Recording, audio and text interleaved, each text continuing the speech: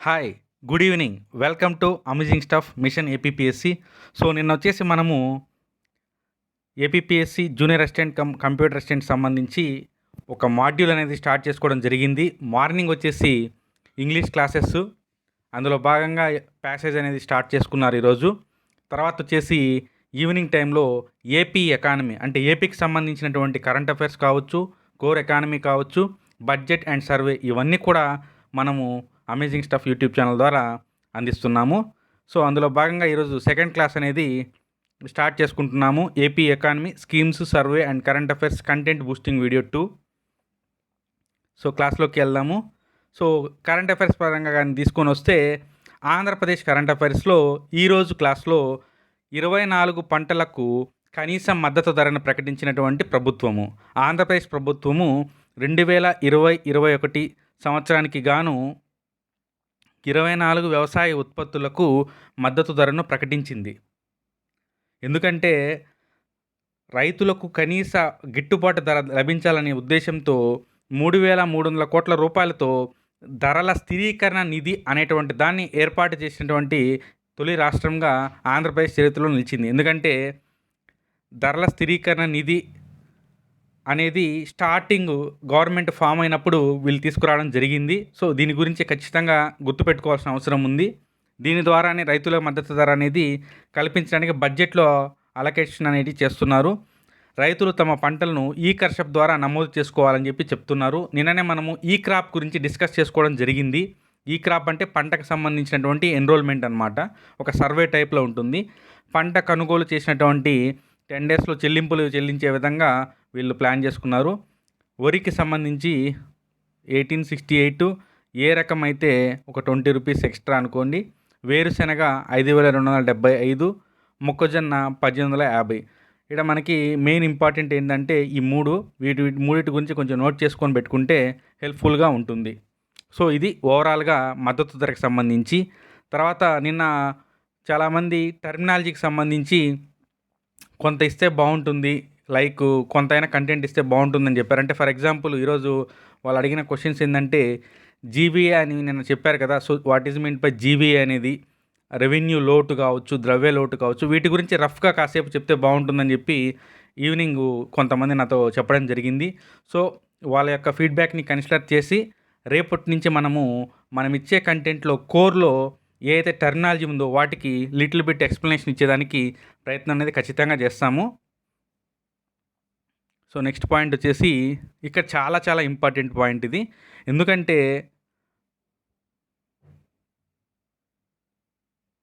జగనన్న వైఎస్ఆర్ బడుగు వికాస పథకము, ఇది ఏంటంటే దీని స్పెషాలిటీ ఏంటంటే ఎస్సీ ఎస్టీ ఔత్సాహిక పారిశ్రామికవేత్తలకు పూర్తి ప్రోత్సాహం అందించేందుకు గాను 2020-23 ప్రత్యేక పారిశ్రామిక విధానాన్ని ఆంధ్రప్రదేశ్ ప్రభుత్వం రూపొందించింది. సో, నిన్న మనము ఈ 2020-23 పారిశ్రామిక విధానం గురించి నిన్న డిస్కస్ చేసుకోవడం జరిగింది. సో, నిన్నటి క్లాసులో చాలా బిట్స్ కవర్ అవుతాయి. వాటిని దయచేసి అందరూ కూడా నోట్ చేసుకొని రివైజ్ చేసుకుంటూ ఉంటే బాగుంటుంది. ఎందుకంటే ఫస్ట్ క్లాస్లో చాలా బిట్స్ వాటిలో వస్తాయి. ఇప్పుడు కూడా ఎస్పెషల్లీ ఈ జగనన్న వైఎస్ఆర్ బడుగు వికాస పథకంలో చాలా బిట్స్ అయితే కనబడుతూ ఉన్నాయి. సో, వాటన్నిటిని కూడా ఒకసారి చూడండి. ఏ రోజున ప్రారంభం అయ్యిందంటే ఇది అక్టోబర్ 26 అనేది గుర్తుపెట్టుకోండి. పథకం పేరు వాళ్ళు ఎలా అడగొచ్చు అంటే మనల్ని ఎస్సీ ఎస్టీ ఔత్సాహిక పారిశ్రామికవేత్తలకు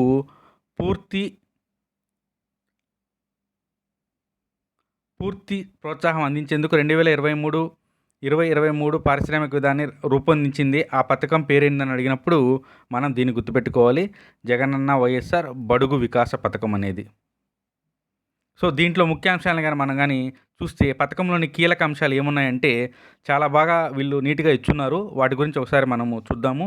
తయారీ యూనిట్లు ఏర్పాటు చేసేవారికి, అంటే మ్యానుఫ్యాక్చరింగ్ సెక్టార్కి సంబంధించి తయారీ యూనిట్స్ని ఏర్పాటు చేసేవారికి స్థిర మూలధన పెట్టుబడిలో 45% వాళ్ళు రాయితీ ఇస్తున్నారు, పెట్టుబడి రాయితీ ఇస్తున్నారు. బాగా గుర్తుపెట్టుకోండి. ఇక్కడ సెక్టార్ వైజ్గా ఉన్నాయి. ఏంటంటే ఒకటి తయారీ యూనిట్ అనేది ఒకటి ఉంది, సేవా రవాణా యూనిట్ అనేది ఒకటి ఉంది, ఎంఎస్ఎంఈ సెక్టార్ ఉంది. అంటే మనకి ఇక్కడ 3 సెక్టార్స్ గురించి డిస్కస్ చేశారు. దేని విషయంలో? స్థిర మూలధన పెట్టుబడి యొక్క రాయితీ విషయంలో. బాగా అబ్జర్వ్ చేయండి, ఇది కొంచెం లెంగ్తీగా ఉంటుంది ఈ పాయింట్స్ మాత్రము. తయారీ యూనిట్స్‌కి సంబంధించినటువంటి పెట్టుబడిలో రాయితీగా 45% ఇస్తున్నారు. అయితే గరిష్టంగా ఆ రాయితీ అనేది 1,00,00,000 వరకు ఉంటుంది. దేనికి సంబంధించి? తయారీ యూనిట్స్‌కి సంబంధించి. సో, ఇప్పుడు నెక్స్ట్ ఏంటంటే సేవా రవాణా రంగ యూనిట్లకు సంబంధించి 45% గరిష్టంగా 75,00,000 వరకు రాయితీ. ఇది పెట్టుబడికి సంబంధించింది. తర్వాత ఎంఎస్ఎంఈ పెట్టుబడిపై తీసుకున్నటువంటి రుణంపై 3-9% వడ్డీ రాయితీ అనేది ఇస్తారు. ఇది 5 సంవత్సరాల వరకు వర్తిస్తుంది. సో, మనకి ఈడ క్వెషన్స్ ఏ విధంగా ఉంటాయంటే, ఒకటి ఎస్సీ, ఎస్టీ ఔత్సాహిక పారిశ్రామికవేత్తల కోసం ప్రవేశపెట్టిన పథకం ఏందన్నప్పుడు అదొస్తుంది. దాంట్లో వీడి పైన అదే ఇచ్చేసి, ఈ పథకానికి సంబంధించి తప్పున్న దాన్ని గుర్తించండి, లేదంటే సరికాని దాన్ని గుర్తించండి అని చెప్పి పాయింట్స్ ఇవ్వడం అనేది ఈ మధ్య కాలంలో ఒక ట్రెండ్‌గా వస్తుంది. సో, వాటన్నిటిని కూడా మనము ఆన్సర్ చేయాలంటే వీటన్నిటిని కూడా మనము ఖచ్చితంగా రీడ్ చేసుకొని ఉండాలి. సో, ఇది ఓవరాల్‌గా అయితే. దీని తర్వాత వచ్చేసి SGST state goods service and tax సంబంధించి ఏ విధంగా ఉంటుందనంటే, సూక్ష్మ, చిన్న పరిశ్రమలకు చెల్లించే వాటిపై పూర్తిగా 100% రాయితీ అంట. సో, ఎంఎస్ఎంఈ సెక్టార్ సంబంధించి 100% ఎస్జీఎస్టీ అనేది ఉంటుంది. మధ్య తరహా పరిశ్రమలకు 75% రాయితీ ఉంది. భారీ పరిశ్రమలకు 50% రాయితీ ఉంది. ఇందాక మనం పెట్టుబడి రాయితీ గురించి చూసాము. ఇక్కడ జీఎస్టీ రాయితీ గురించి చూస్తున్నాం. 2 పాయింట్స్ గుర్తుపెట్టుకొని ఉండండి. అక్కడేమో ఎంఎస్ఎంఈ ఏమో 100%, మధ్య తరహా పరిశ్రమలు 75%, భారీ పరిశ్రమలు 50%. దెన్ మొదటిసారి పరిశ్రమ ఏర్పాటు చేసే వారికి యంత్రాల కొనుగోలులో 25% సీడ్ క్యాపిటల్ అసిస్టెన్స్ కింద అందజేస్తారంట. యంత్రాల కొనుగోలులో 25%. ఒకవేళ 50% ఇచ్చి అంటే మనం దాన్ని తప్పని అర్థం చేసుకోవాలి. దాని తర్వాత పారిశ్రామిక వాడలు, భవిష్యత్తులో ఏపీఐఐసి ద్వారా జరిగే భూ కేటాయింపుల్లో ఎస్సీలకు 16.2 అండ్ ఎస్టీలకు 6% భూములను కేటాయించాలని చెప్పి నిర్దేశించుకున్నారు. సో, ఇది చాలా చాలా ఇంపార్టెంటు. పర్సంటేజ్ పరంగా అడిగే అవకాశం ఎక్కువ ఉంటుంది. నెక్స్ట్, పెట్టుబడి వ్యయాన్ని తగ్గించడానికి పారిశ్రామిక వాడల్లో కేటాయించేటువంటి భూముల ధరల్లో 25% చెల్లిస్తే చాలు. ఫస్ట్ 25% పే చేయగానే వాళ్ళకి ల్యాండ్ అనేది అప్పగిస్తారు. దాని తర్వాత మిగిలిన 75% అనేది వాణిజ్య ఉత్పత్తి మొదలైన తర్వాత 8 ఇయర్స్‌లో వాళ్ళు చెల్లించుకునే విధంగా వెసులుబాటు కల్పించారు. చాలా చాలా మంచి ఎంకరేజ్మెంట్ లాగా ఇది ఉంది. ఎందుకంటే ఇటీవల మన బైఫర్కేషన్ తర్వాత మన ఇండస్ట్రియల్ సెక్టార్ అనేది చాలా వరకు ఒత్తిడికి గురయింది.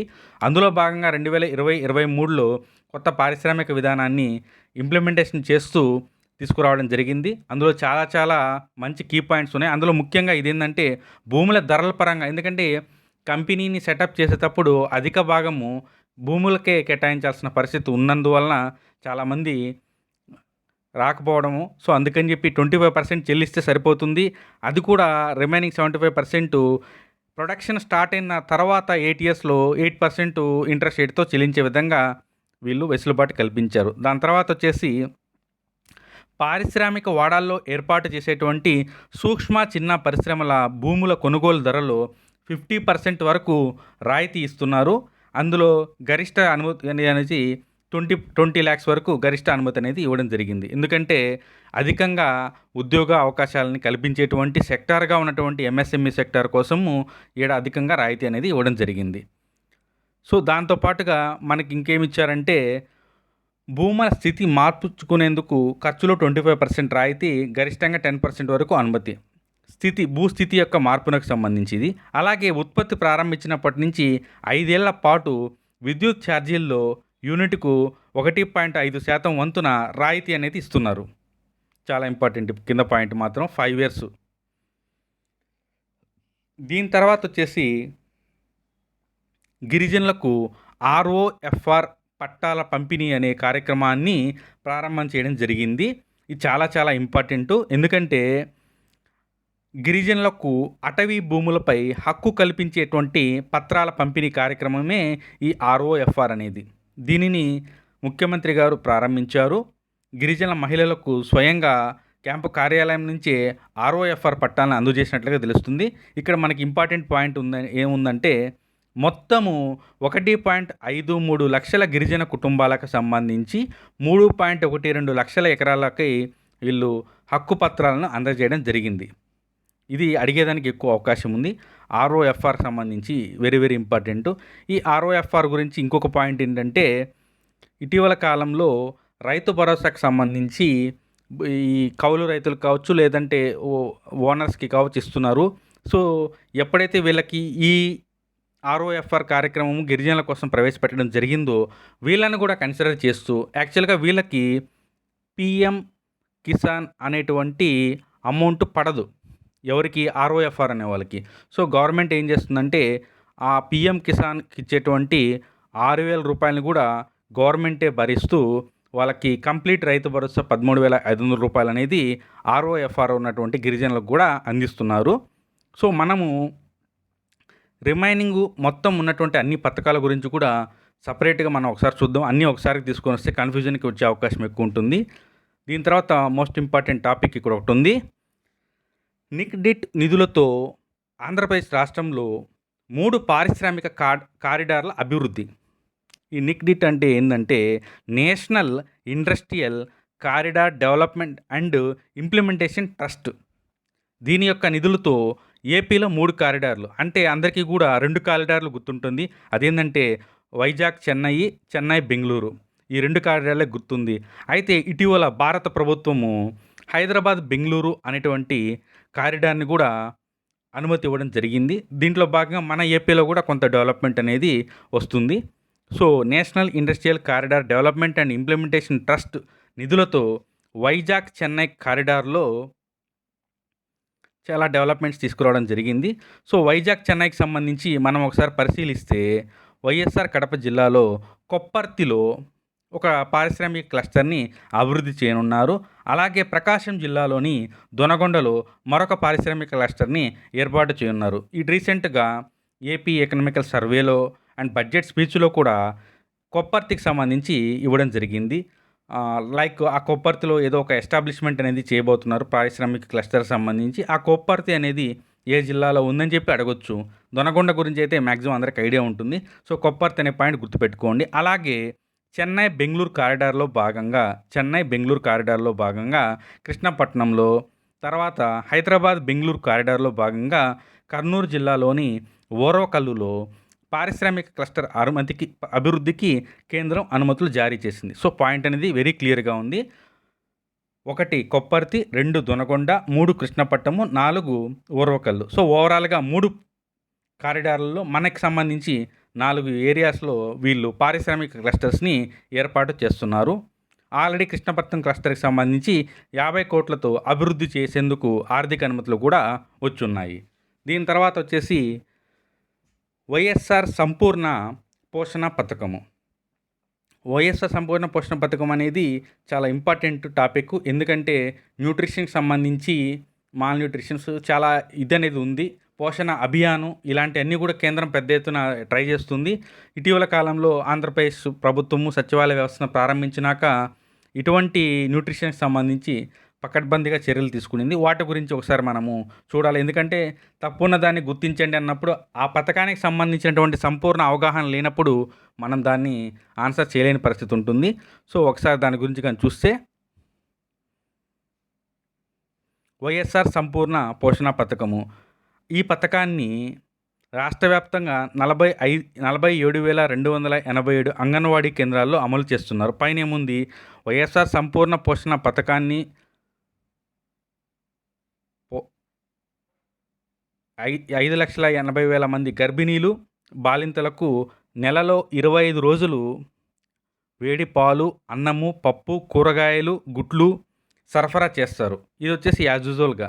అయితే టేక్ హోమ్ న్యూట్రిషన్ కింద నెలకి 250 గ్రాముల వేరుశెనగ చిక్కీ, కిలో రాగి పిండి, 250 గ్రాముల బెల్లము, మరో 250 గ్రాముల ఎండు ఖర్జూరము, కిలో సజ్జ పిండి అందిస్తారు. సో ఇదంతా కూడా మనం గుర్తుపెట్టుకోవాల్సిన అవసరం లేదు. కాకపోతే ఒక్కొక్కరిపై 850 చొప్పున మొత్తం 591 కోట్లు ప్రభుత్వం ఖర్చు చేస్తుంది. కానీ ఇటీవల ఏదో ఎగ్జామ్లో ఇచ్చేటువంటి ఐటమ్స్ గురించి అడిగారు. ఫర్ ఎగ్జాంపుల్ చిక్కీ ఒకటి, రాగి పిండి ఒకటి, బెల్లం ఒకటి, ఖర్జూరం ఒకటి, సజ్జ పిండి ఒకటి. జస్ట్ అలా గుర్తుపెట్టుకోగలిగితే రేపు ఉదయాన్నే అడిగినప్పుడు మనము ఆన్సర్ చేసేదానికి ఉంటుంది. ఎందుకంటే సమయం ఉంది కాబట్టి వీటన్నిటిని కూడా నోట్ చేసుకొని ఒకసారి చదువుకుంటే సరిపోతుంది. ఇది వైఎస్ఆర్ సంపూర్ణ పోషణ పథకము. దీని తర్వాత వైఎస్ఆర్ సంపూర్ణ పోషణ ప్లస్ పథకము. అంటే ఇదేంటంటే రాష్ట్రంలోని 77 గిరిజన సబ్‌ప్లాన్ మండలాల పరిధిలోని 8 ఐటీడీఏలు, 52 ఐసీడీఎస్ ప్రాజెక్టులతో పాటు 8,320 అంగన్వాడీ కేంద్రాలు ఈ పథకాన్ని అమలు చేస్తారు. ఇందాకటిది ఏందంటే నార్మల్‌గా ఉన్నటువంటి అంగన్వాడీ కేంద్రాలు. ఇవేందంటే వీళ్ళకి ప్లస్ అని అంటున్నారంటే ఇక్కడ ఎక్కువ ఈ పౌష్టికాహార లోపం అనేది ఉండుండొచ్చు. సో, అందుకని చెప్పేసి దీనికి సెపరేట్‌గా ప్లస్ అనే పథకాన్ని యాడ్ చేస్తున్నారు. అంతేకాకుండా ఇక్కడ ఒక్కో లబ్ధిదారు పైన రూ. 1,100 వీళ్ళు ఇన్వెస్ట్ చేస్తున్నారు. ఇందాక దాంతో పోలిస్తే చాలా ఎక్కువ. అయితే ఈడ ఏం ఎక్కువగా ఇస్తున్నారనేది చూద్దాం. టేక్ హోమ్ కింద నెలకు 2 కిలోల మల్టీగ్రెయిన్ ఆట, మల్టీగ్రెయిన్ గోధుమ పిండి, చిక్కీ, రాగి పిండి, బెల్లము, ఎండు ఖర్జూరము. సో, ఇవన్నీ కూడా ఇస్తారు. ఇదొచ్చేసి వైఎస్ఆర్ సంపూర్ణ పోషణ ప్లస్ పథకము. దీని తర్వాత మనకి ఇంకొక పాయింట్ ఏందంటే ఏపీలోని కార్లులో పశువుల వ్యాక్సిన్ తయారీ యూనిట్. ఏపీ కార్లు అంటే ఏందంటే Andhra Pradesh centre for advance research on live stock అనమాట. అంటే పశువులకు సంబంధించినటువంటి వ్యాక్సిన్‌ని తయారు చేసేటువంటి యూనిట్‌ని ఇక్కడ ఏర్పాటు చేయడం జరిగింది. ఇది ఎక్కడ ఉంది అంటే ఆంధ్రప్రదేశ్‌లోని వైఎస్ఆర్ కడప జిల్లాలోని పులివెందుల మున్సిపాలిటీ పరిధిలోని పెద్దరంగాపురం సమీపంలో ఈ ఏపీ కార్ల్ అనేది ఉంది. దీంట్లో మనకి పశువులకు సంబంధించినటువంటి అన్ని రకాల వ్యాక్సిన్‌లను ఇక్కడ తయారు చేస్తారు. సో, చాలా ఇంపార్టెంట్ పాయింట్ ఇది. దీనికి సంబంధించి ఐజీవై ఇమ్యునోలాజిక్ ఇండియా లిమిటెడ్ అనే వాళ్ళతో మన వాళ్ళకి ఒప్పందం జరిగిందంట. సో, వాళ్ళు వ్యాక్సిన్ తయారీ యూనిట్‌ని ఏర్పాటు చేసేందుకు సహకారం అందిస్తున్నారు. దీని తర్వాత ఇంకొక పాయింట్ ఏందంటే వాటర్ షెడ్ ప్రాజెక్టుకు ప్రపంచ బ్యాంకు ఆమోదం తెలిపింది. అసలు ఏంటి దీని కథ అంటే రాయలసీమలోని 4 జిల్లాలతో పాటు ప్రకాశము, విశాఖపట్నంలో 150 కోట్లతో చేపట్టేటువంటి ఈ వాటర్ షెడ్ ప్రాజెక్టుకు ప్రపంచ బ్యాంకు ఆమోదం తెలిపింది. అంచనా వ్యయంలో 70% ప్రపంచ బ్యాంకు, 30% స్టేట్ అనేది చూసుకుంటుందన్నట్టుగా మనకి ఇక్కడ వచ్చింది. సో, ఇది ఓవరాల్‌గా అయితే ఏపీకి సంబంధించినటువంటి ఇంపార్టెంట్ కరెంట్ అఫైర్స్. ఎగ్జామ్ లోపల మనం అన్నీ కూడా ఏపీకి సంబంధించిన ప్రతి కరెంట్ అఫైర్ అనేది ఇవ్వడం జరుగుతుంది. అండ్ మనము వీడియోస్ అన్నిటిని కూడా ఎలా చేద్దాం అనుకుంటున్నానంటే నేను ఫస్ట్ కొంత ఏపీకి సంబంధించిన కరెంట్ అఫైర్స్‌ని తీసుకురావడము, రిమైనింగ్ కొంత ఏపీకి సంబంధించిన సర్వే బడ్జెట్‌ని తీసుకురావడం. ఎందుకంటే ఒకేసారి సర్వే తీసుకెళ్లాలన్నా అరే కరెంట్ అఫైర్స్ మిగిలిపోతున్నాయి, వాటిని ఎప్పుడు చదవాలి అనే ఒక ఫీలింగు, ఒత్తిడి అనేది ఆస్పిరెంట్‌కి ఉండకూడదనే ఉద్దేశంతో సో, మనము కరెంట్ అఫైర్స్ కవర్ చేస్తున్నాము, సర్వే బడ్జెట్‌ని కవర్ చేస్తున్నాం కాబట్టి ఎటొచ్చి కూడా ఏపీ ఎకానమీకి డోకా ఉండకూడదు అనేది మనం ఆలోచిస్తున్నటువంటి విధానము. సో, దీంట్లో భాగంగా మనకి ఆంధ్రప్రదేశ్ ఆర్థిక సర్వే బడ్జెట్‌ని డిస్కస్ చేసుకుంటున్నాము. సో, దీంట్లో వచ్చేసి మెయిను మనకి ఇండెక్స్ అనేది ఉంది. ఒరిజినల్ ఏపీకి సంబంధించింది. దాంట్లో ఏ విధమైనటువంటి టాపిక్స్ అయితే ఉందో దాని ప్రకారమే ముందుకెళ్దాము. కంప్లీట్ డీకోడిఫికేషన్ అనేది చేద్దాము ఒరిజినల్ బుక్‌ని. సో, దాంట్లో ఫస్ట్ వాళ్ళు మెన్షన్ చేసింది ఏందంటే అసల ఏపీ యొక్క స్టేట్ ఎలా ఉంది, ఎకనామికల్ స్టేట్ ఏ విధంగా ఉందనే దాని గురించి వాళ్ళు ఫస్ట్ మెన్షన్ చేశారు. ప్రస్తుత ధరల వద్ద ఆంధ్రప్రదేశ్ జీఎస్టీపీ ఎంత ఉంది అనేది చెప్పడం జరిగింది. అయితే ఇవి చాలా చాలా ఇంపార్టెంటు. ఫిగర్స్ కూడా గుర్తుపెట్టుకోవాల్సిన అవసరం ఉంది. ఎందుకంటే జీఎస్టీపీ కావచ్చు, పర్ క్యాపిటల్ ఇన్కమ్ కావచ్చు, అండ్ ట్యాక్సేషన్కి సంబంధించి ఇన్కమ్ ట్యాక్స్లో అండ్ వాటికి షేర్ వచ్చేటి అంటే ఫర్ ఎగ్జాంపుల్ మనం డిస్కస్ చేసాం అమ్మకం పన్ను, జీఎస్టీ అని, తర్వాత స్టాంప్స్ అండ్ డ్యూటీ, అవన్నీ కూడా చాలా చాలా ఇంపార్టెంటు. 2018కి సంబంధించి 2 ఇయర్స్ బ్యాక్ స్టాంప్ డ్యూటీ ఎంత అని చెప్పి అడగడం జరిగింది. ఇన్ టర్మ్స్ ఆఫ్ అమౌంట్లో కూడా అడగడం జరిగింది. సో, టైం ఎక్కువగా ఉంది కాబట్టి ఈ పాయింట్స్ అన్నిటిని నోట్ చేసుకొని 1-2 సార్లు రివైజ్ చేసుకుంటూ ఉంటే బెటర్గా ఉంటుంది. సో, ఇప్పుడు మనము ఇక్కడ చూద్దాము. ప్రస్తుత ధరల వద్ద అన్నారు. సో, ప్రస్తుత ధరలకి స్థిర ధరలకి ఏంటి అనేది రేపు ఎక్స్ప్లెయిన్ చేసే ప్రయత్నం చేద్దాము. జిఎస్టీపీకి సంబంధించి 2019-20లో 9,71,000 కోట్లు, 2020-21లో 9,86,000 కోట్లు. సో ఓవరాల్గా అయితే ప్లస్ చూపిస్తుంది, ఇక్కడ మనకి ప్లస్ గుర్తుంది. అయితే స్థిర ధరల ప్రకారంగా తీసుకుంటే 2011-12 స్థిర ధరల ప్రకారము 2019-20లో రాష్ట్ర జిఎస్టీపీ అనేది 6,68,000 కోట్లుగా ఉంది. అదే 2020-21లో స్థిర ధరల ప్రకారము 6,51,000కి వెళ్ళింది. అంటే ఓవరాల్గా కూడా మైనస్లో ఉంది స్థిర ధరల ప్రకారం. అందుకే స్థిర ధరలు అనేవి మోస్ట్ రిలయబుల్గా ఉంటాయి, వాటిని మనము నమ్మగే విధంగా ఉంటాయి. ఈవెన్ ఏ ఐఎంఎఫ్ కావచ్చు, లేదంటే ఏ సర్వీస్ తీసుకున్నా కానీ వాళ్ళందరూ కూడా స్థిర ధరలనే కన్సిడర్ చేస్తారు. దాని ప్రకారం -2.58 అనేది జిఎస్టీపీ యొక్క గ్రోత్గా ఉంది. దీని తర్వాత వచ్చేసి వీళ్ళు అక్కడ సర్వేలో మనకు వచ్చినటువంటి అఫీషియల్ దాంట్లో వాళ్ళు ఏం చెప్పుకొచ్చారంటే 2020-21లో భారతదేశ యొక్క జీడిపి వృద్ధి రేటుని రెండవ ముందస్తు సవరించిన అంచనాల ప్రకారంగా తీసుకుంటే వాళ్ళది -8.0 ఉంది. దాంతో కంపేర్ చేస్తే మేము చాలా మెరుగ్గా ఉన్నామన్నట్లుగా అఫీషియల్ డాక్యుమెంట్ అనేది ఉంది. దీని తర్వాత వచ్చేసి 2011-12 ప్రాథమిక ధరల ప్రకారము రంగాల వారీగా జీవీఏ వృద్ధి రేట్లు అనేవి ఇవ్వడం జరిగింది. అందులో వ్యవసాయం అనేది 4.16, పరిశ్రమలు -3.26, సేవల రంగం -6.71. సో ఇవన్నీ కూడా, ఈ వాల్యూస్ అన్నీ కూడా చాలా చాలా చాలా ఇంపార్టెంట్.